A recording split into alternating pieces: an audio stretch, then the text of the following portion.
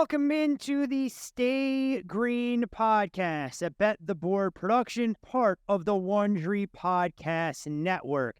Nashville officially in the rearview mirror. We move towards the first ever street course as far as the NASCAR Cup Series. A great interview with NASCAR reporter Alan Cavanna, but plenty of information to get your mind right for handicapping this weekend. I'm your host, Todd Furman, joined as always by professional NASCAR batter, man that needs no introduction, Chris Wormy. And Wormser, we go from the 1.33 concrete oval in the Music City to a track that I think all of us are very interested to see unfold come Sunday afternoon.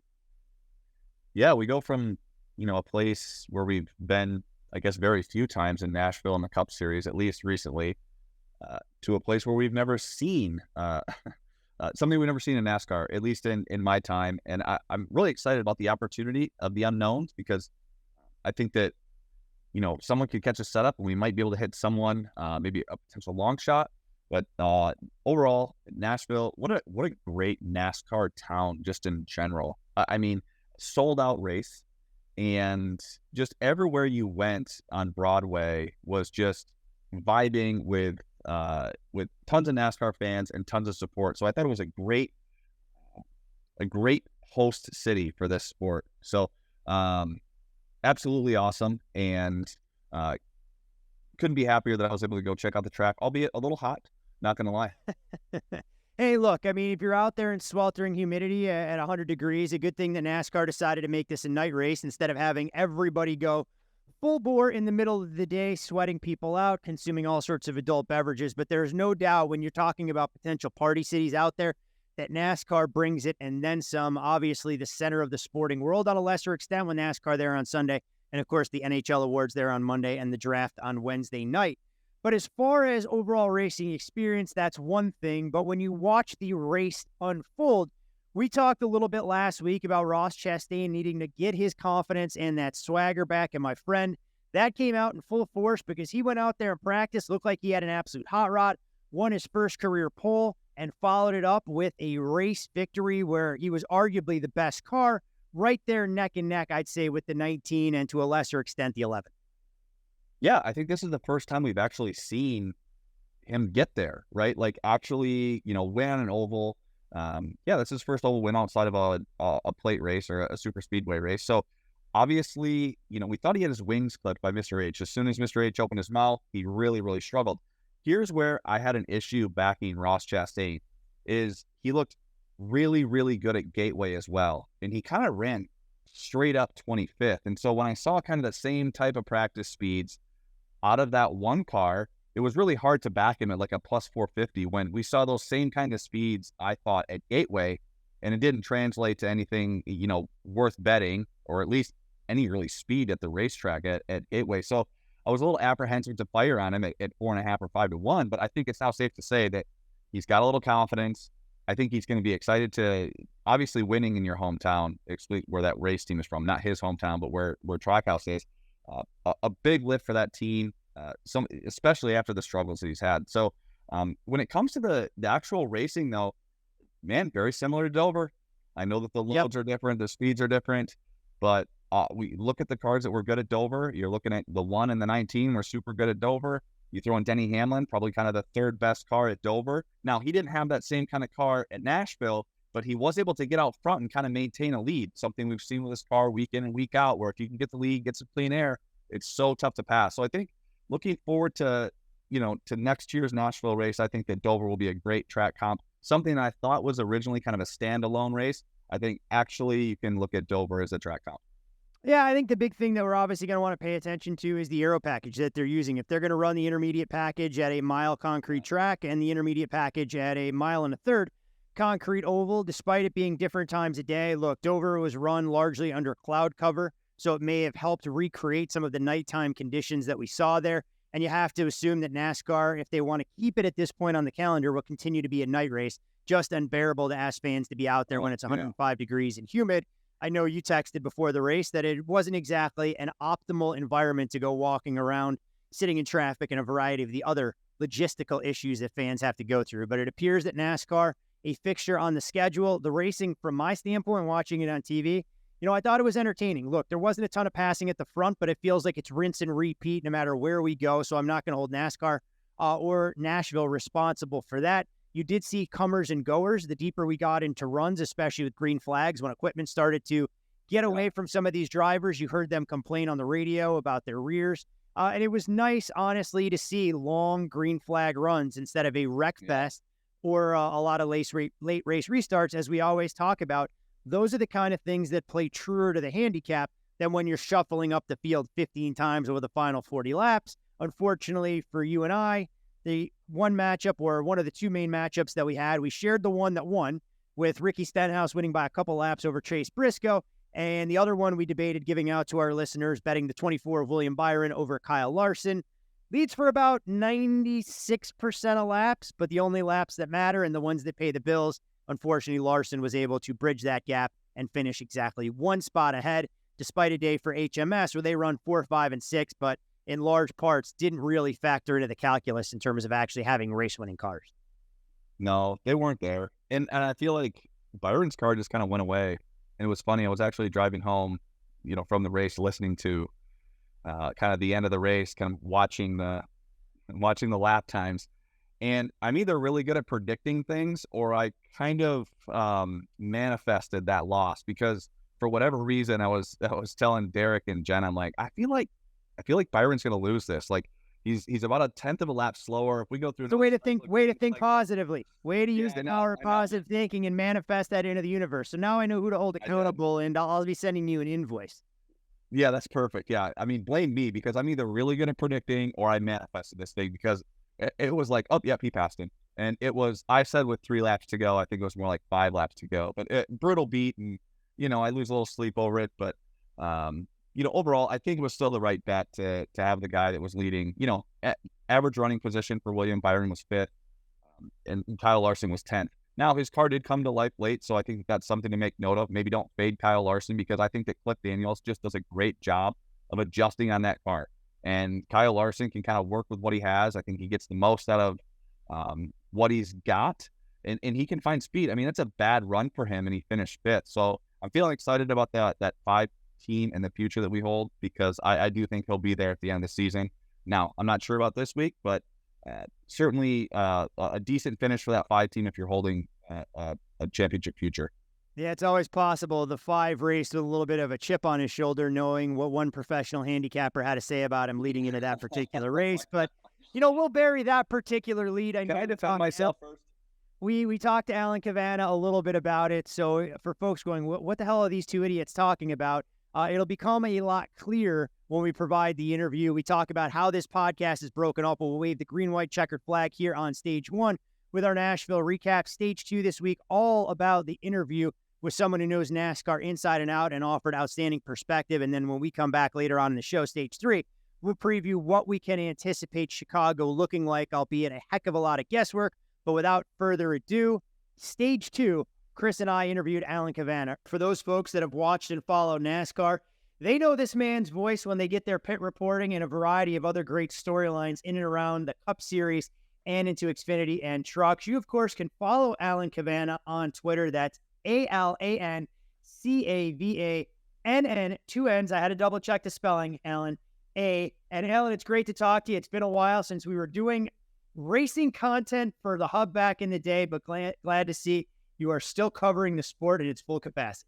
Thank you so much, and thanks for having me on here. I love the expansion of the NASCAR world into the gaming zone and getting new fans any way we can, and it gives you a different appreciation for what's going on, how much research you guys put into the decisions you make coming up on Sundays. It's really cool. Well, the first thing I have to bring up here, because, Chris drew some criticism. He had a hot take of sorts that threw the ire of the NASCAR community last week. He was on with Steve Letarte as part of Dirty Mo Doe and, basically took shots at Kyle Larson. So I wasn't sure if you had any advice for him, Alan, in terms of what happens when you go after one of the top racers in the sport and you claim he's overvalued. Now, his words may have been loosely tweaked and interpreted in terms of rated, but they're not necessarily interchangeable terminology in the gambling space. Well, hey, it all depends on how the payout is. So whatever the bet is, whatever the odds are. Correct. Win bets are hard. So if you're just the winner, if you're the favorite because you're Kyle Larson, he's not going to win every week. So you have to pick and choose. So if Chris was going that way, I mean, you hate to hate on the best driver in the world. That's Kyle Larson right now. So you don't want to say he's overrated, but maybe you don't want to bet on him every week because it will ebb and flow. That much I know. You're the gambling expert, but that much I know it will ebb and flow, especially at a track like Nashville or Chicago this weekend. Full disclosure there on all of it. I think karma got the best of Chris and me, who was riding with the same head-to-head matchup. William Byron leads about 294 laps in the matchup we had against Kyle Larson. Larson passes him with 6 to go. So it ends up being Chris eating crow at the tail end of that particular endeavor. But, Alan, we've had a number of prominent NASCAR personalities on State Green throughout the course of the year, and feel like we should ask you the same question we've asked them. Pretty open-ended in the grand scheme of things, but when you look at the season to date, we know the NASCAR season goes through ebbs and flows. It's the definition of fluid with risers and fallers. But what have been some of the biggest surprises, both of the positive and the negative variety that we've seen so far through the 2023 season? The biggest surprise for me so far has been Kyle Busch getting 3 wins so early on in the season. Didn't expect that. Recency bias, yes. Kyle Busch, one of the best in the world, one of the best in NASCAR, but hadn't won in so long that you wondered when he would start getting these wins. Same thing with RCR, though. But RCR had 3 wins with that 8 car last season, but it was still the decade before. If you're judging RCR based on that, you're still wondering, was that real, what we saw with this next-gen car? So for them to combine and have all the success so early, not something I expected. I don't know if that's more on the RCR side that I doubted or if Kyle Busch was still around and the talent could come back with a new team. But that relationship has just been perfect. The Fords have to be the biggest disappointment so far in terms of where the speed is, where the wins are. Joey Logano has the win. Ryan Blaney seemed like something of a bright spot, obviously getting the Coca-Cola 600 win, but backing it up with no speed at Nashville. On the ovals where you need the speed, even at that Sonoma race, I don't know if you guys remember just a few weeks ago, but they were racing competitively for about 30 seconds. Are you kidding me? Those Penske cars, they were terrible on a track like Sonoma. So overall, the Fords just missing it. RFK up a little bit, but that doesn't help the Fords get to victory lane or really establish anybody as a championship contender if you got a blue oval. Yeah, I mean, Chris and I have talked about that at great lengths. I mean, we kind of tried to recap the first half of the season going into the race last weekend in Nashville. And, one of the things that stood out, obviously, with the big Josh Berry news, it's figuring out, with SHR, is it an SHR problem? Is it a Ford problem? Because you see the risers and fallers. Kevin Harvick, of course, had a little bit of misfortune last week, otherwise would have had a much better finish. But it's fascinating to try and see where these different racing teams are based on manufacturers and everything else. But Chris, go ahead. I know you had a couple follow-ups for Alan on that particular topic, so jump in. Yeah, just to kind of feed off of Todd's ebbs and flows, like we started off the season with all of a sudden the 24 and the 5 just kind of way ahead of everyone else when it just came to speed, qualifying, kind of ran top 5, just the entire start of the season. It didn't matter what track it was at. And now we're seeing, it looks like the 11 and the 19, you look at Sonoma, kind of some speed, and then all of a sudden you've seen the 5 and the 24 start to struggle a little bit. A place that like Charlotte, where we kind of anticipate the 5 and the 24 to be up there most of the afternoon, to really see the 5 fall off a little bit, and then do the same thing at Sonoma, where it's been historically great, and then see the 11 and the 19 kind of step up. As we kind of enter in towards the second half of the season and then playoffs, like, who do you think the real contenders are, like, currently? Do you think it's kind of those Gibbs guys, or do you think that Hendrick kind of still has a leg up at this point? I'm still going with the Hendrick speed overall. I think speed wins. It will outduel everything, and they've shown us they can get the victories, which is the path to at least a NASCAR championship. Maybe not the matchups every week or necessarily, lead the most laps, what have you, but pound for pound, the best teams. I think of William Byron's pit crew every time, getting him out faster. All of those little things, those will add up and ultimately, I think, make them the championship favorite. Same thing with the 5 team and Hendrick overall. The 19 and the 11, those Gibbs cars are picking it up. I think back to last season, 2022, they were so bad at all the road courses. And then you look at the 2 road courses we've had so far this year, both won by Toyotas. Year after they were terrible at the road courses. So they've made a big improvement there. And I know it's not the bread and butter mile and a half tracks, but you got to collect the checkered flags when you can. And the big improvement they've made there has really helped them. I mean, it already put Martin Truex Jr. in a playoff spot that he didn't have last year. And heck, now he's the point leader or is right up there contending for the points lead. That's something we did not expect coming in to this year, just after the performance we saw last year. Especially with, having the Roval in the final 8, hey, if you're running well at road courses, like last year, Toyota's sitting there going, well, we're just going to cross that off the list. Fortunately, Bell was able to win based on strategy, but it wasn't based on speed. So I feel like I like kind of where the 19 and the 11 are, and both of those guys run well at Phoenix. And I think when you're looking at kind of the championship, you still have to win at Phoenix. I mean, we've always seen that year in and year. You have to be able to win there. So with both of those guys running well there, but then you look back, I tend to agree with the Hendricks still. They ran 1 and 2 for the most of the race at Phoenix, and they have speed week in and week out. But Todd has some questions about the gambling side of kind of the sport and how to help grow our beloved autos on a weekly basis and picking winners and losers. Yeah, we need a little bit more in terms of liquidity in some of those betting markets. But you guys bring up excellent points. I mean, talking about the impact that just Tyler Reddick coming over to the Toyota campus had on their road course program. I mean, Denny Hamlin was open about it going into Sonoma, saying, you know what? I'm going to go with the Tyler Reddick setup. He goes out there, pulls the thing, and if it wasn't for driver error there, potentially is the guy in victory lane. One thing, though, before, when you guys mentioned HMS, that I found interesting, I can't remember what William Byron said. It was a podcast or an interview talking about how the summer session for NASCAR isn't indicative of exactly what those 10 playoff races will mean.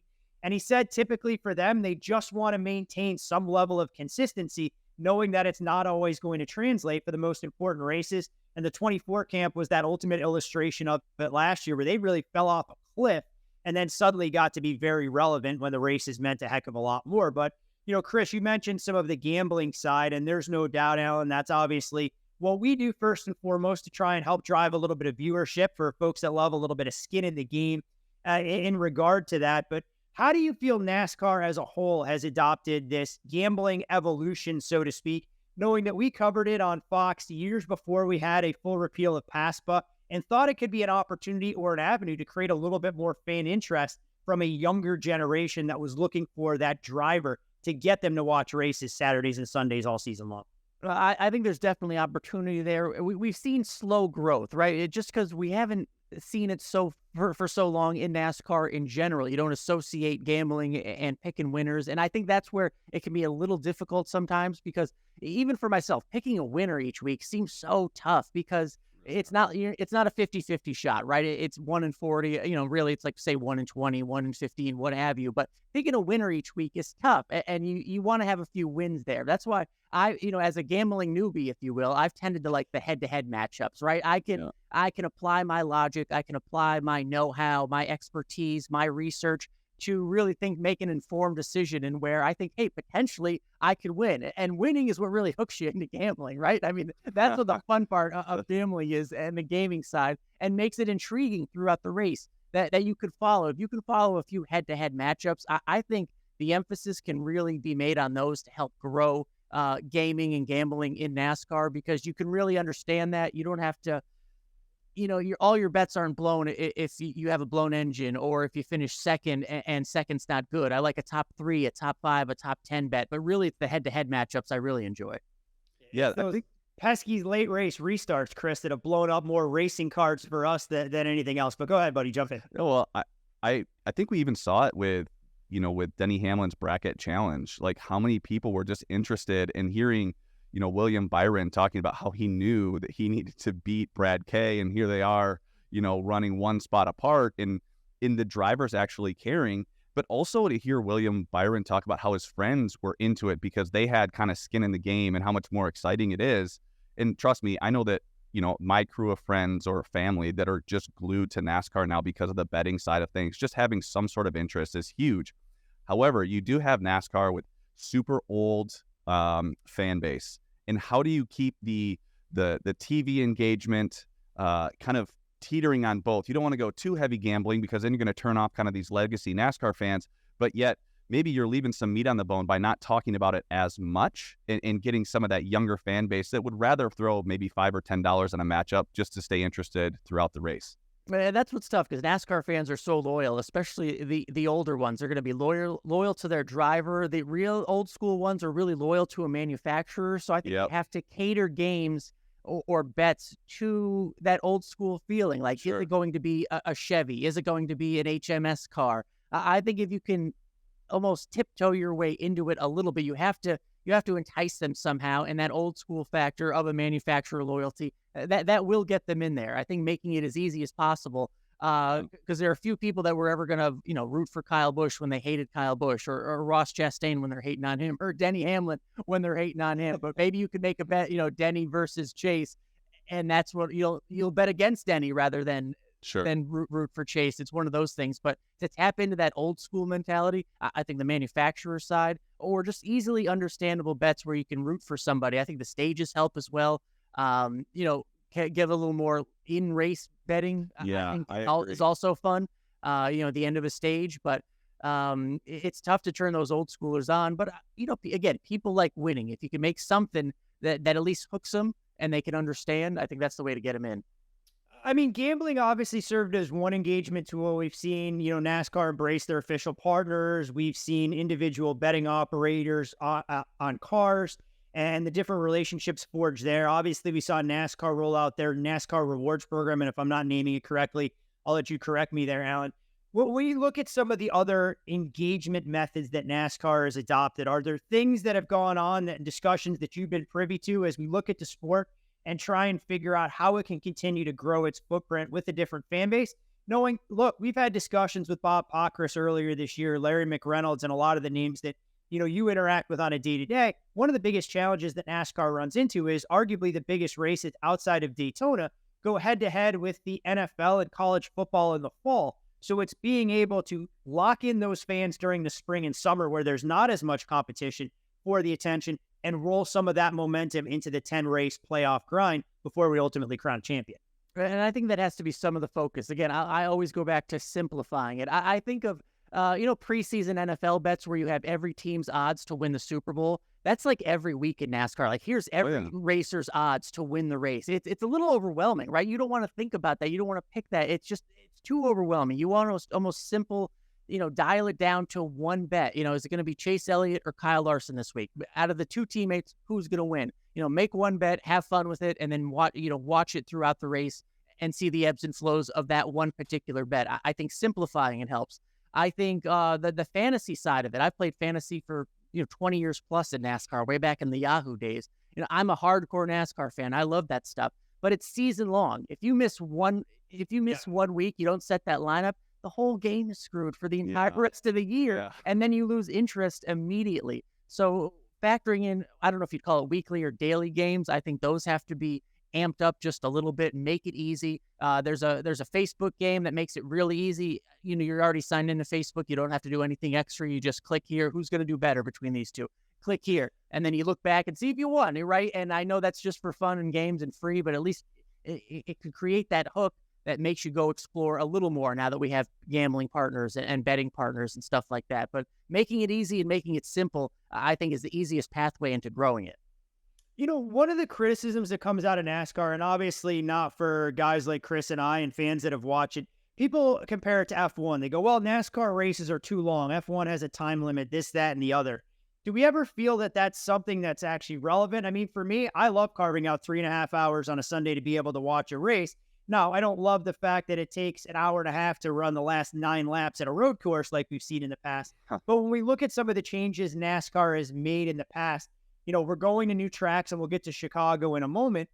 Some of those discussions that have gone on in terms of NASCAR being resistant to change, but at the same time, rolling out more road courses, rolling out, at the Coliseum to try different things for the Clash. What are some of the changes that you would like to see as a reporter to NASCAR, knowing, hey, look, we're not going to alienate our legacy fans, but we also want to try and bring in new, potentially younger viewers that may not have been exposed to this sport in the past. And I know it always comes back to, well, we need to get more fans in the Midwest in non-traditional NASCAR spots, or we have to get more fans in the Northeast. I mean, you grew up in Connecticut. I grew up in Chicago, and NASCAR was a foreign word, at least in my household, because my mom hadn't been around it, my dad, my family and friends, or anything else. So gambling was the vehicle to get there, but looking for other ways to kind of bring new fans into the sport and at least keep them as a captive audience. I think it's about hitting the younger demographics. It's a little bit of everything, right? We're seeing NASCAR fashion being a very big deal in hip hop now. I mean, old school NASCAR shirts that I literally wore. I wore some of these. I see some of these shirts now that are selling for $60, hundreds of dollars. That I literally had one in 6th grade. I'm like, I wore that shirt in 6th grade. It's crazy. Little things like that seeping into the pop culture. Any sort of effort that can make it outside the racetrack, and they can turn your attention to the Sundays of the world, that helps. Shorter races do help. The Sunday night race, I'm thinking back just to Nashville last week. They that was a 400-mile race. I just thought the pit strategy was good. About every 40 laps, even though there weren't a ton of cautions, they were coming down to green flag pit stops. That added some strategy that you could understand and you could anticipate 40 laps. Not that long of a run, so it wasn't that long between pit stops. I think that helps in some of the understanding. The race length has always been, or at least in the last few years, has really been something they need to focus on, and they have been. You don't see as many, or really outside of the Daytona 500, the Talladega races, you don't see those 500-mile races, say at Texas anymore, that take 4+ hours. Yep. So we have to give NASCAR credit on that front. We've talked about all these things that need to change. We've seen a ton of changes in the last 5-6 years, and that's really important because forever you could just guess. I remember there used to be beat reporters that could guess their hotel rooms and get a decent rate before the schedule came out because they knew where we would be every weekend, that they would just schedule it a year ahead of time and get the good hotel rate because they knew we would be every single week, every single year on that week in that same place. And that's completely changed. A race like Chicago, LA, all those little things help. I know they don't help maybe overnight, but I think those incremental changes will start showing themselves in the next few years. And they already have been, again, with the little, just the outside the bubble of the NASCAR world, those things do help. It definitely adds some intrigue. There's no doubt about it. And when we saw the influx of road courses, obviously a lot of fans, and ourselves included, were critical of some of the racing packages we saw at 1.5-mile tracks. Now the next gen car, I want more 1.5-mile back. Let's get rid of some of the road courses and short courses. But I know it's something that's always fluid. You're never going to keep everyone happy. And when we look at tracks and the schedule being released, we know it's an absolute grind for those that cover the sport week in, week out, that are on the road, the drivers, the families. With 36 races in 37 weeks, we obviously have favorite tracks as bettors. Typically, it's high tire wear where we have comers and goers. We can identify, some of the long run speed. But for someone that's been around the sport as long as you have, what tracks do you like to cover more than others, whether it means the road trip, whether it's the fans that are there? Are there certain tracks that Alan goes through every single season when the schedule gets unveiled and goes, you know what? I can't wait to get my Martinsville hot dog. I can't wait to get to Vegas because I want to stay in the strip instead of the middle of nowhere for X, Y, and Z. A couple tracks that you really enjoy going to every year. There's no more place in the NASCAR place in the world than Talladega Superspeedway. You have to make it there. You have to go in the infield, just get the vibe from the crowd and seeing it. It's similar to Daytona, but it's so different, right? It's wider, it's meaner, it's bigger, it's badder. If you've ever been there and you see that big truck with the huge American flag on there, it's just such a cool vibe. And when they go for one lap to go, they chime in with Sweet Home Alabama. It's just the coolest feeling when they're about one to go, especially for that October Talladega race in the playoff. I love Talladega. I love Daytona. I love the drafting tracks just because it's so intriguing seeing like this snake of a car, the snake of a field going back and forth. And you see the end of a race and then you go back and you watch, on the DVR and you're like, how did that guy go from 18th to first? I love doing that, seeing, really appreciating the skill that it takes at those drafting tracks. Those are some of my favorite. And then the total opposite, the Bristols and Martinsvilles of the world. Those are where you can see the entire track as a fan or from the press box, where you can watch the individual races throughout, because you can't always see everything on TV. That's the one detriment of television. You can't see all 40 players all the time. And that's one thing that NASCAR will never be able to overcome, is really showcasing the actual speed and showing all 40 cars at the same time. That's the benefit of being, I think, at the short tracks as a fan. You can see all the cars and you can focus on them, who your favorite is, whatever the best battle is on the track. That's why I like the short track so much. Well, Todd, he listed 3 tracks I've never been to. He said Talladega, Martinsville, and Bristol. And I know that that's almost like sacrilegious in NASCAR. Those are the 3 that I haven't been to. As someone that's, been to I've probably been to 15 tracks. Those are the 3 that I haven't been to. So Todd, I was thinking maybe we go to Talladega since we don't bet it. Maybe it'll be fun to take a little. I mean, I've done radio in Birmingham for years. They'll be more than happy to roll out the red carpet. The one thing that I've been warned about, from Larry Mack and the radio personalities there, and I'm sure Alan would attest to as well, we might come out of Talladega Boulevard changed men, though, Chris. And at this point in our lives, at 40 for me, and you getting close, it could be a little bit of a different dynamic there. I know you can't polish up nearly as many Bud Heavies on a Friday and Saturday night. I think you're still in recovery mode from Nashville. Sunday you looked a little worse for wear. So, we'll have to make sure we pace ourselves or put up, make sure that there is a full training regimen before we go down to Talladega. But no doubt one of the tracks that I want to see. And I guess the perfect segue when we look at some of those tracks, we're going to a place that we've never been before this weekend, Alan, with the Chicago Street Course.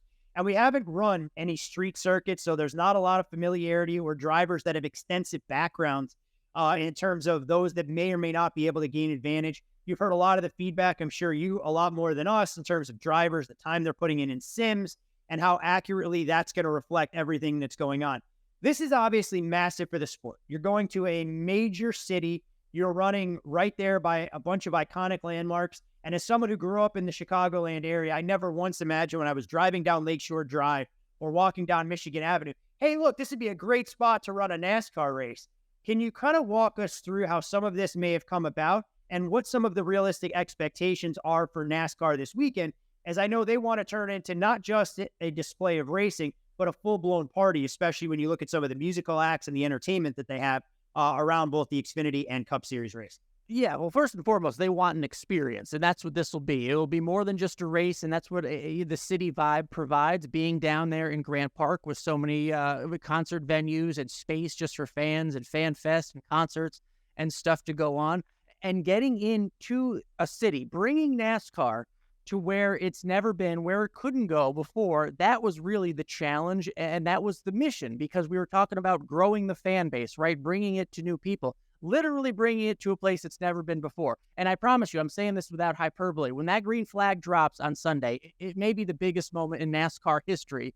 And I say that only because it will prove that you don't need to build racetracks anymore, right? You don't need out in the middle of nowhere to build these behemoth stadiums and to run a NASCAR race. You can bring it to where the roads already are, any city in the world. And that's what Sunday will show us when the green flag drops. That's so important because NASCAR can now go anywhere. They can bring it to the people in the world. In the world, yeah. Why not go to London? We see it in F1. We see it in other cities. If you can do it in Chicago, you can do it anywhere, provided, the city and it is cool with it. So that's what we're going to see on Sunday. And how it came about, there was the idea, I think, from Ben Kennedy and all the people at NASCAR, and that's where the iRacing side of it comes in. I don't know if you know how important and how integral iRacing was to this, but they were the first ones out there to get the layout of the land and figure out potentially where a track could be. They did the scan of it all. They went back to NASCAR and said, hey, this is where it has to be. We were just talking last night with the people that did it, the heads of iRacing, saying it's the bumpiest track that they've ever scanned in history for NASCAR. And they've scanned hundreds of tracks across America and across the world. But without iRacing doing it first, this whole thing wouldn't be possible. So it was kind of a reverse where normally it's iRacing scanning a track that already exists. Here was iRacing scanning the roads and making a track and making this all possible. And now it's becoming a reality this weekend. Yeah, let me tell you, those Chicago potholes can be an absolute bitch after a Chicago winter and the amount of salt that they lay down there. But to your point, we're seeing some of that right now in Vegas. Obviously, a big deal when we were given an F1 race. It's going to race down the iconic strip on Las Vegas Boulevard, and you wonder if that is a success out here, if NASCAR could work with the people in charge, and suddenly we're running, one of those races instead of LVMS, we're running it right down, Las Vegas Boulevard and some of the other opportunities that are there. You look around at some of the tracks just in North America in terms of a footprint, and you hope that as NASCAR could potentially expand, maybe we go up to Montreal where the F1 series goes, or we head down to Mexico and figure out how to try and grow the footprint, at least here domestically, before we try and take the cars back to Tokyo like we did way back when. Although I know Chris and I, saw in Europe, the European side, they were racing on ice. Hey, look, we're on dirt. You may as well try and go to Finland and race on ice at some point. But if we're looking at the overall experience in Chicago and trying to figure this out, you talked about some of the opportunities it opens for other iconic venues we can go to. let's play Monday morning quarterback. The three of us are having this same discussion, not on Wednesday evening, but going into Monday. What would define a success, in your opinion, for NASCAR? Is it the overall experience? Is it the quality of racing? How do you create that full 360 all-encompassing experience that you get buy-in from the fans, from the city, from the drivers, from the race teams, and go, you know what? We tried something.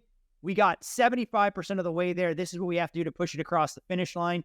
Or, when we look at it, we provide our post-mortem to go, this was a raging success, and we're all rewarded as NASCAR fans and an industry for trying to think outside the box. Honestly, I'm comparing this to North Wilkesboro just a few weeks ago. The fact that it's happening and that it will have happened, that's a success. That is the absolute success of it all, something that we never thought was going to happen. And, who's talking still about the product at North Wilkesboro? No, it wasn't the best. We hadn't been there in 20 plus years. Didn't know how that race was going to play out. You don't know how these things are going to play out when one team, puts a whooping on it like Kyle Larson did and figures it out better than everybody else. You can't control that. But everything else they tried to control and put all the effort into making it happen and did, and everybody left there happy, regardless of the on-track product. I really don't think the on-track product Sunday, of course, we want I don't even know you can go 3 wide at the track, to be honest. But we all want 3 wide coming to the line for the closing NASCAR history and a bunch of crashes and all this cool stuff. Of course, we want that. If we get that, I have no idea.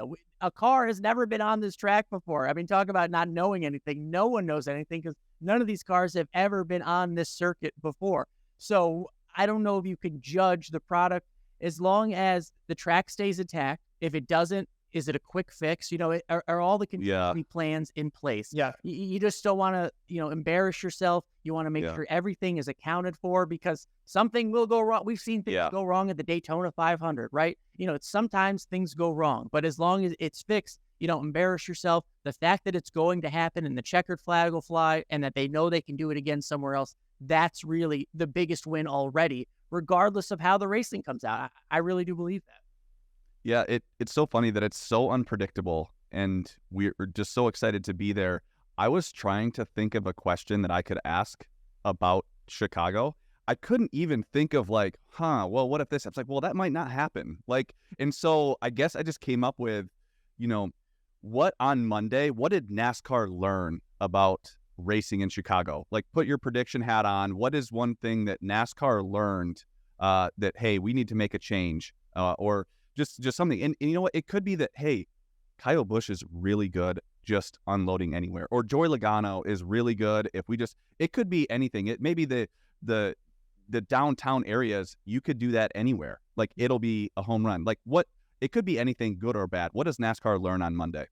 I hope they learn that they can do this somewhere else. I hope they learn that that there's a positive impression left afterward. I know a lot of people have, there's some worries and questions, but there will be tweaks, right? How until you actually, I know the computer can tell us a bunch of things. I know you could do, you can simulate whatever you want, but until you get that 3,400-pound stock car, getting into pit lane or making a late turn down pit lane, is that corner tight enough? Or is it, you know what I mean? Or is there enough space? Do we have to widen it out just a little more? There are some constraints to the racetrack that they can't do. So do they have to look for different venues or different turns or map it differently?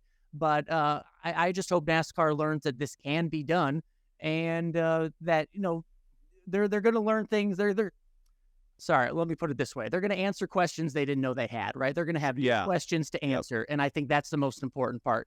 The things that are going to pop up on Saturday and Sunday, there are going to be things they've never even thought of because we've never been there before. So you can't fault them too much for not having the answer to a question no one ever thought of and be like, I never thought that would happen.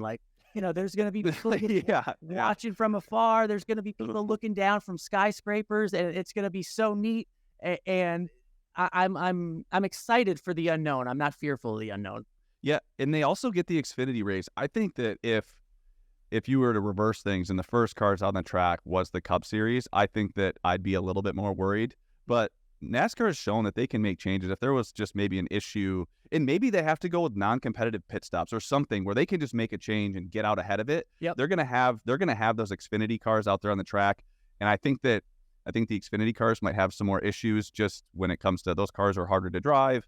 less experience just in general. So hopefully if there are mistakes, that some of those can, or lessons to be learned, they can find them on Saturday and apply those to Sunday, because I think that NASCAR has been able to do that well in the past. Absolutely. That's the most, maybe one of the most important things of the power that NASCAR still has. I know we have charters, not quite franchises. And what does that mean? It means NASCAR still has all the power. Yeah. And this show is so big. I just know from the efforts that have been putting in for months and years, all the people that work in Charlotte, there's a lot of effort going into making sure Chicago goes well. So if a change has to be made, who cares, if the teams are mad at them? They're going to make a change Saturday night, Sunday morning, whatever they have to do to ensure the show is good on Sunday. They will do that, and they still have that power to, and it's probably better for it. Yeah, that's one of the biggest things for me. I mean, we've heard a lot of NASCAR drivers, some more outspoken than others, and I just hope that we get that level of positivity, regardless of how frustrated they may be on the radio the first time they spin a lap there during a practice session, and they can stay positive, even if it's a tougher driving terrain than what they anticipated going in, and maybe there won't be an opportunity for as much passing as we all like, but the more positivity around all of this, I think, leads us in the right direction. And Alan, this may be the most difficult question of all that we're going to ask you on this particular show, because Chris and I have very little clue. And typically in stage 3, we break down the race, we offer up a little track history and try and identify a little bit of value. But in terms of drivers to watch this weekend, we're not going to have you pick a winner. We're not going to put your feet to the fire in that regard.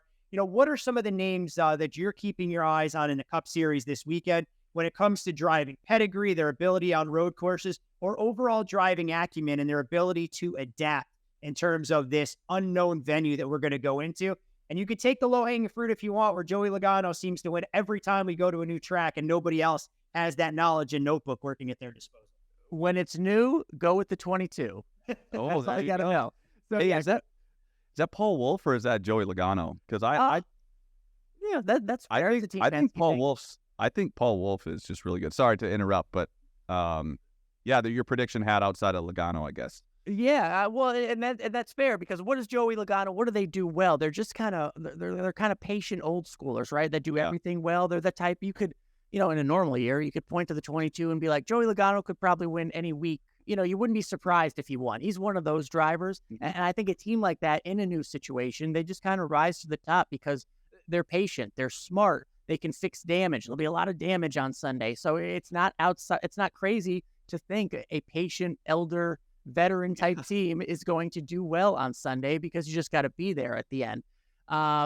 With how tight it is and how tough passing might be, until the end when they get very aggressive, you have to think qualifying is going to be important. So I'm looking at those Chevys, like William Byron being very fast, that Chevy speed. They're long straightaways on this course, a few of them, where I think the horsepower is really going to benefit them, especially in qualifying. William Byron, pretty good at road course qualifying. Tyler Reddick, another one who's pretty good at road course qualifying. So if they can start out front, it's going to be tough to pass them. So if I'm relying on good qualifiers, I think they'll also make it very good in the race as well. So those are 3 drivers: Logano, Byron, and Reddick. I know that's kind of top low-hanging fruit in terms of maybe some favorites, but I think you're going to see speed win out, aggression a little bit, but I think speed still wins out on Sunday.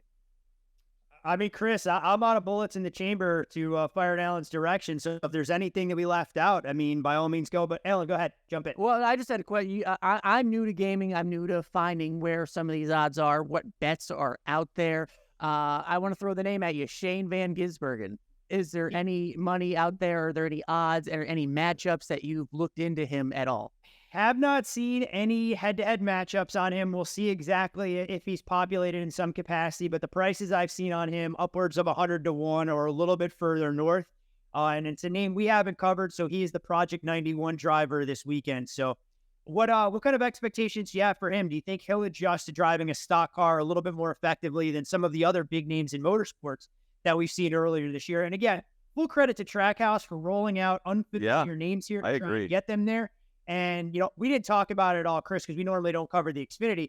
But how about Justin Marks driving the Xfinity Series on Saturday with the relationship with Colleague going off at 25-1? So these are the kind of things that I think the NASCAR nerds and all of us get excited about, but we'll see exactly what we can pull off. Yeah, we look for value, right? The nerdy side of us that isn't just doing it for fun, wants to find a little value. That's why I like, NASCAR bets sometimes, because Well, it used to be better. Now you guys are making it a little harder.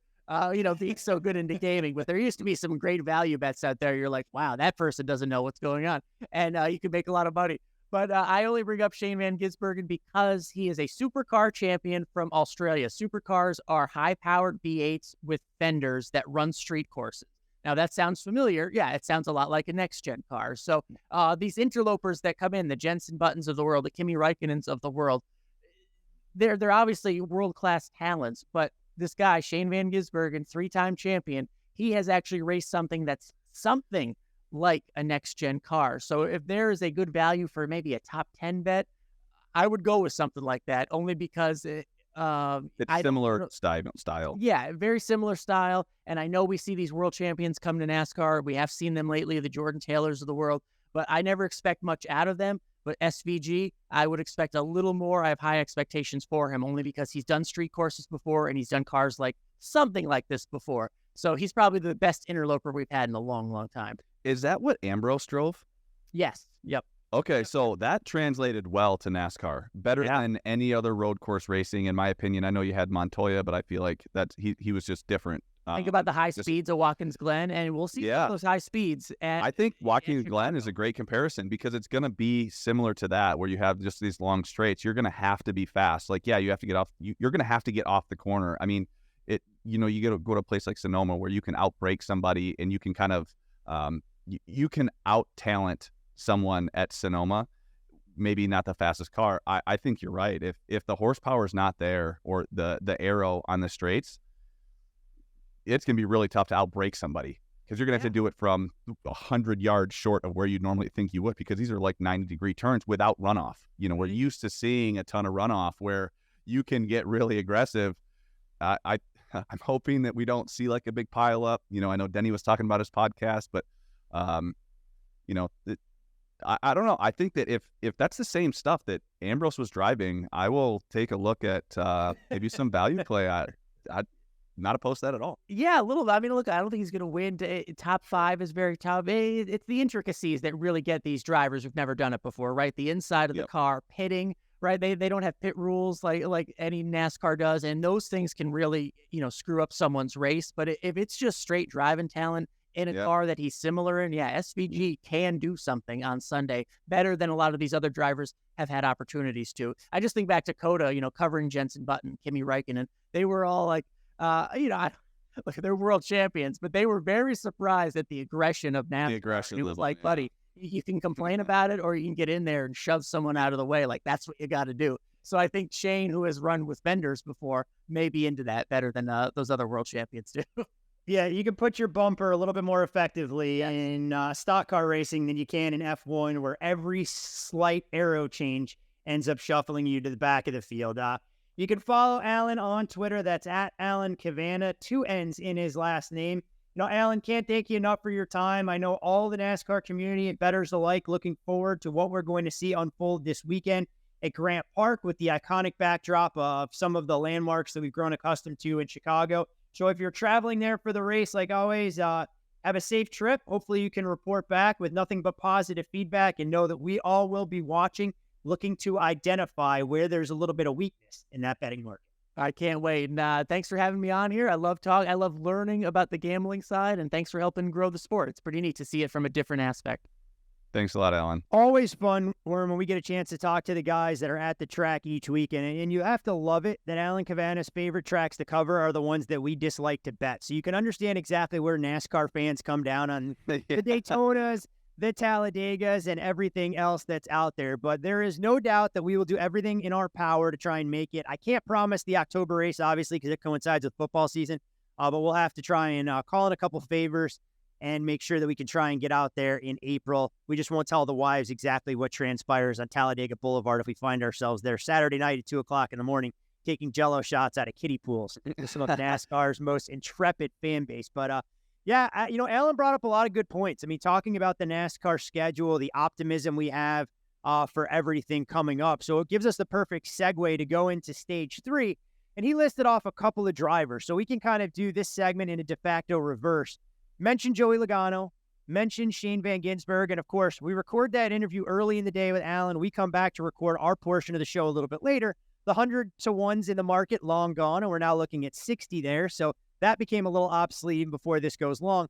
But Joey Logano and a couple of the other drivers, I mean, it's so hard to identify even names that you'd make a case for. But I think you bring up an excellent point, as you do every week. It's all about market entry, trying to find that price that may not be available once these cars unload.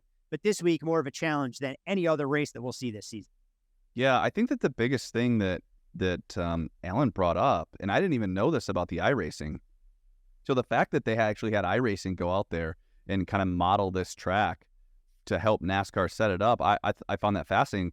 And for them to say that that's the bumpiest track that they've ever run across, I mean, we go rewind a few weeks, and we're at North Wilkesboro, in my opinion, the bumpiest track I've ever seen. I mean, those cars were all over the place. And to think that this place will be bumpier than North Wilkesboro definitely has me thinking that there could be someone that catches a setup.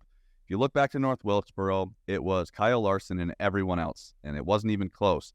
And so I'm kind of wondering if we're going to see the same kind of thing this weekend, whereas if there is just a package and I don't know the setups, I mean, obviously the math and the science that goes into setting up these cars it's not even something I can speak to, but yeah, I can speak to the stopwatch. And for the most part, if you have a good setup and you can have a fast lap time, I think that we could see someone kind of stand above everyone else. Now, who is that going to be? I have no idea. I think that, if you just look at just road course talent, I think number one, you just kind of go with AJ Allmendinger. He would be the first guy that I would say that if someone came to me and said, hey, AJ Allmendinger, you got to take him at a road course. I know that he opened anywhere from kind of 14 to 16 to 1 there in Vegas. He opened, I think, 13 to 1 at some of the Canby shops, and then was bet down. He's pretty much 10 to 1 across the board. If someone came to me and said, I'm taking this guy because he's the best road course racer, I'd say, yeah, that's probably a pretty good bet. I wouldn't disagree with it. Now, for a lot of these other guys, I think that it's going to take a little bit of talent, but also your setup's going to have to be there. Otherwise, it's going to be really, really difficult to lay that qualifying lap that will be so important. I think probably the most important qualifying we've seen all season.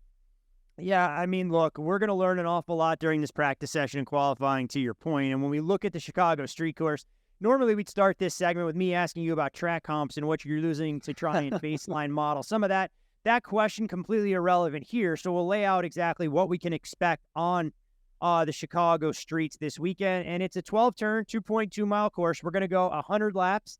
And when we look at the stage breaks that we'll see here, the first stage break will come after lap 20. The second stage break after lap 45, which means we get 25 turns of the course there. And of course, stage 3, as we see on most road course / street courses, will be the longest of all. That'll be 55 laps. So by my monkey math here, it says there will be a live pit stop, green flag, but I forget with no stage breaks that obviously you're going to get a number of those. We'll see how NASCAR goes about competition cautions and the potential rule changes that we could see getting rolled out there. So it should be fascinating.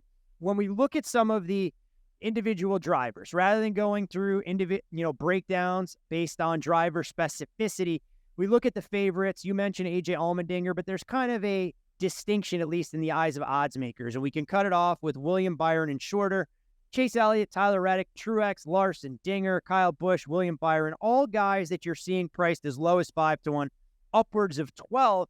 Look, for you and me, maybe somebody goes out there and pulls it and they put together a good 5 or 10 lap average. I can't see one of these guys opening significantly shorter, knowing that there are unique nuances that it's going to take to win a race that nobody has ever turned a competitive lap on until we see the Xfinity drivers on track on Saturday. I think we just have to see that first. I understand, trying to beat the market a little bit. And like I said, the people that grabbed that AJ Allmendinger probably sitting better than most. But other than that, we need to see cars on the track and just see how kind of the race will play out. I do think that, I'm going to go ahead and disagree. I think that we will see someone come in really, really short. If we get one of those guys to pull it and there's no passing in the Xfinity series, I think you might see someone maybe go off at a +3, +350. Now, I'm not saying that that's going to be a great bet. I just think that might be where they go off. I think that if, you get a random caution or during your green flag stop or someone's kind of off sequence, I mean, that track position obviously goes out the window. But if Tyler Reddick goes out there, looks good in practice and puts it in the pole, and it's really hard to pass in the Xfinity series, and that's all you hear all after practice and qualifying and after the Xfinity race, hard to pass track position, which, it's kind of been redundant this year. but even more so on a place that's super narrow when you don't have runoffs.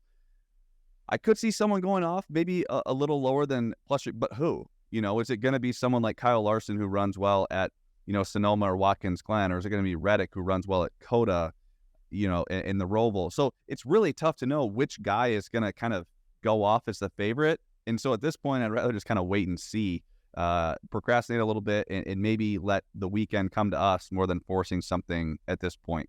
You're going to get a strategy call somewhere in there, and it's a question of when a potential caution can fall and how all of this will work itself out. But you're right. I mean, look, I don't watch every Xfinity race in its entirety. You have to make some sacrifices when you're in this business, and you do it 365 days a year across all sports. But I will do everything I can this coming weekend to see what we can learn from Xfinity and see how some of those practice times translate into how those cars handle and exactly what unfolds in the race, other than some unique nuances that'll be there, strategies, cautions, etc., and try and translate into a lot of the cup data that we'll review before we try and make much more confident investments in terms of when the markets reopen with adjusted outright prices, the derivatives in the top threes, top fives, top tens, and of course the head-to-heads where we do most of our meat and potatoes. So I'm very curious to see here, curious to listen to driver comments and get some of the feedback from the reporters that'll be there, like Alan Cavanna, see what Bob has to say, and how outspoken some of the NASCAR community truly is in terms of what this feels like once they unload and they get out there, because it's going to be very different than the sims that they've been racing in to try and prepare for this endeavor.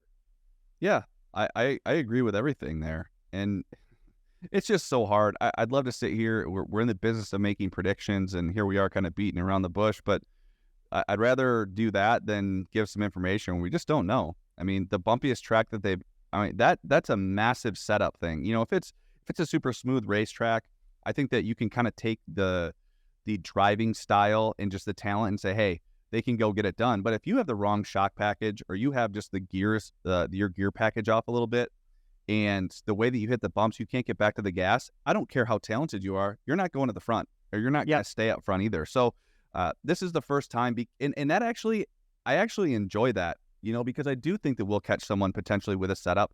Maybe we can get them at some higher odds. Now, they're still going to have to stay out front, because we were talking kind of before we went live.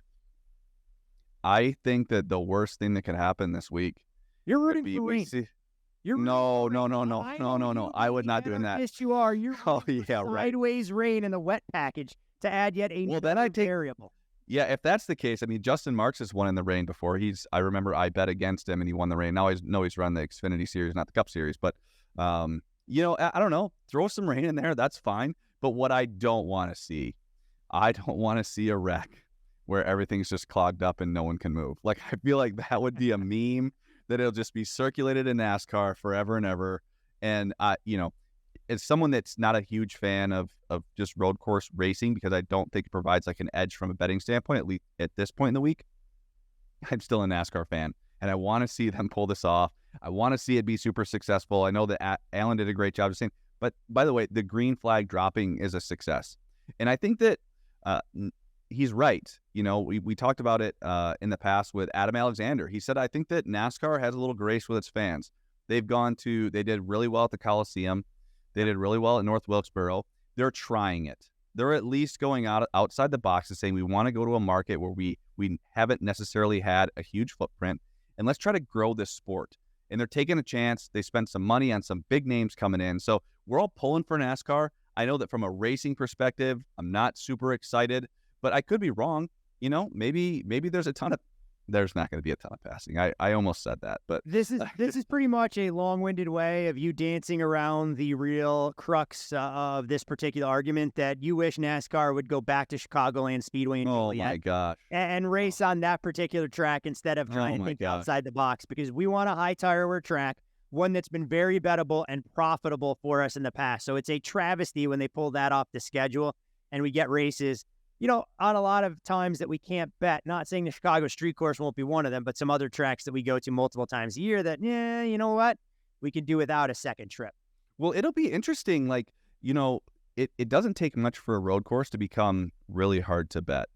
You look at Indy Road Course, outside of the first turn, like, it's a pretty bettable track. But the problem is, if we get late race restarts, I mean, the last 5 laps of this race. Well, let's just say there's a late race restart with 10 to go. I mean, we could be looking at another hour and a half. Like, I'm looking at turn 1 and turn 2. If they're going to try and throw it in 3 wide on turn 1, we could be in for a long afternoon for those final couple laps. And the one thing when we get some of these road courses and we talk about, NASCAR overtime and needing to run at least multiple laps, maybe we're down to about 7 cars on the lead lap by the time things get unfolded and we see exactly what we're looking at. But yeah, I mean, if you look at the track map, I mean, turn 1, turn 2, I can't count that high, 5, 6. There's a lot of de facto 90-degree corners there. So we have not a lot of runoff. Yeah, long straightaways and a lot of shifting all the way down to first gear to be able to make these turns at about 7 miles an hour. Because I've driven some of these roads and I've tried to take these turns relatively quickly, probably much to the chagrin of the passengers I've had in the car. And my car probably doesn't handle anything like these Cup cars will. Probably. Or let me tell you, you ain't going 65 around these corners, that's for sure. No, and there's just no room to run off. I think that people take, Watkins Glen. I think that Watkins Glen, if you had to compare a road course, I would say more Watkins Glen. I feel like it's going to be more, aerodependent and straight line speed. I think that, a place like Sonoma, you can outbrake somebody. I think it's going to be tough to outbrake somebody here. I think you're better off getting a run off the corner and having some speed on the straights. I guess I'm beating around the bushes. I have no idea what's going to happen this weekend. That's very helpful. That's very what helpful. You're the professional. Yeah, exactly. Here. People come to listen to me set you up, and you can offer absolutely no perspective. So yeah, I got nothing. This has been an invaluable experience. Thank you for the 40-plus minutes of time that you've now wasted to arrive at no actionable conclusions. And on that note, we're going to wave the green, white, checkered flag, close the book on stage 3. To try and do some other things with our time. Encourage all of you, our loyal listeners out there, to follow Chris on Twitter at ChrisWermy15. You can follow me on social media as well at Todd Furman. Most importantly, for all things Bet the Board, follow Bet the Board Pod. And Worm, of course, will be offering fresh perspective on Sunday, as he always does, hopefully with a little bit more data and a little bit more conviction behind some of the things that have come out of his mouth. So I guess, as we go into the best bet, before we get there, I can't expect you to make a pick since you claim you know nothing here. So this is where I get to look like an idiot, take a long shot, hope that long shot finishes in the top 20, and like most of social media, pound my chest and say, oh, I was almost close, but it was a bad beat that 18 cars happened to finish in front of them. So when I look at the odds board here and, you read between some of the tea leaves for what we've seen out there, a quote stood out to me from William Byron and as it related to iRacing. He said there was one driver he thought that may perform a little bit better than expectations indicated. And that driver would be Ty Gibbs. When we look at Ty Gibbs' price at 50-1 on the outright, hey, look, maybe this is the race he finally breaks through. There are a number of unknowns to try and grapple with. And this could be a price where he goes off at 30-1 or 20-1. He's not going to go off at 8-1, even if he's sitting on the pole. But I found it interesting because Byron was open and honest, said, look, nobody knows what they're going to get here. Ty has shown speed, at least in the sims, and maybe that'll translate into exactly how all of this races. So sometimes what you don't know can't hurt you. And as everybody comes into a track with a blank slate, we've seen Joey Logano kind of be the gold standard that figures it out faster than anything else. But maybe youth and inexperience will work in the favor of the 54. So Wormser, I'm taking a long shot, a 50-1 outright dart on Ty Gibbs. Shop around at the Canby books. Again, this is a fraction of a position. 40 it can be right now. All right, well, I saw 50 somewhere. All right, we'll call it 40 for argument's sake. Then I'm not going to inflate numbers here for something that probably won't win, with the implied probability significantly lower than what Worm's GPA was at Kalamazoo College back in the day. So ouch. We'll see what we can do. But Ty Gibbs, the best bet, small position here. And the main reason I'm doing it is as much to troll Chris for his pick that he made on another podcast saying that he was going to pre-week Ty last week. Ty didn't factor into the calculus whatsoever. Not even close. If he performs well here, I can look like a genius and you can look like a knucklehead. So how about Denny? How about Denny's comment saying he didn't make it past turn 4 in the sim? Like wrecked at turn 4 restart, wrecked at turn 4. So whenever, and we're just going to kind of talk candidly here. Normally, I know that this is a very structured podcast, but historically, whenever I've bet an athlete, like a golfer or a NASCAR driver that says that they struggle at a particular track, or they're, I just remember Fred Couples at the Masters saying he had a very sour golf game and he went out and put it in the top 10, fading this guy thinking that, or Tony Finau rolling his ankle at the Masters or dislocating it and then going out and like making the cut and winning all of his matchups. So I think that the other dark horse would be Denny Hamlin, because he said he never made it past turn 4 in the sim. I expect him to, most people would run to fade him. I would run to bet him, just based on my experience. When, expectations are super low, he could find himself out there late in the race. And by the way, Denny Hamlin's a gamer, but I just think it's funny that he said he couldn't make it past turn 4.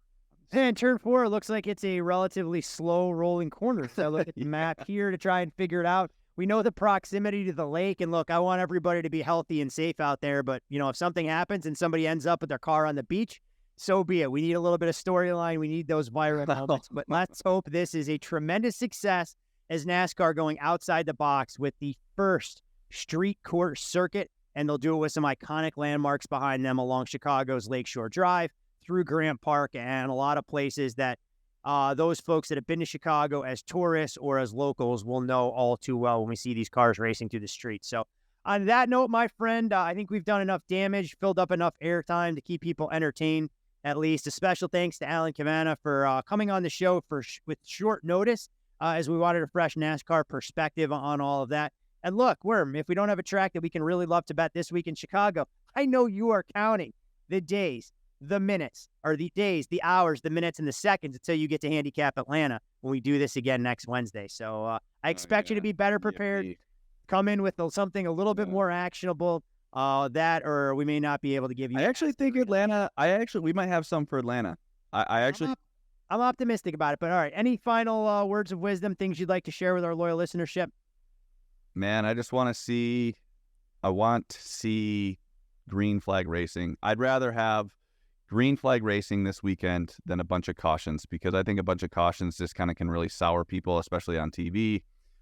So let's just see some green flag racing. You know what? Formula One gets away with it. Qualifying is really important in Formula One. I think that if I'm a NASCAR team, I'm spending the last 20 minutes of practice on qualifying trim, because I think it's going to be that important. Clean air and just avoiding what might happen. I think it's going to be really important. I cannot see myself getting involved with anybody that's starting at the back of the field. Other than that, I got nothing else on this race this week. Well, let's get Max Verstappen out there. He'll qualify in the pole. He'll go off as a 1-3 favorite, and we'll all be in store for a snooze fest for 50 some odd laps. So on that, we'll leave you with this lasting message. We just hope everyone has fun. For Chris Wormy, you can follow him on Twitter at ChrisWormy15. You can follow me on Twitter at Todd Furman for all things Bet the Board. Follow the podcast at Bet the Board Pod. As always, tweet us any of your questions, comments, concerns using the hashtag StayGreen. More than happy to try and integrate those into some of our Stage 2 discussions, especially as we go forward. But best of luck with all of your selections and with a small position in your portfolio on Ty Gibbs at a price of 40-1 or greater in terms of outright. Hopefully, come Sunday afternoon into the early evening, we'll see you at the window.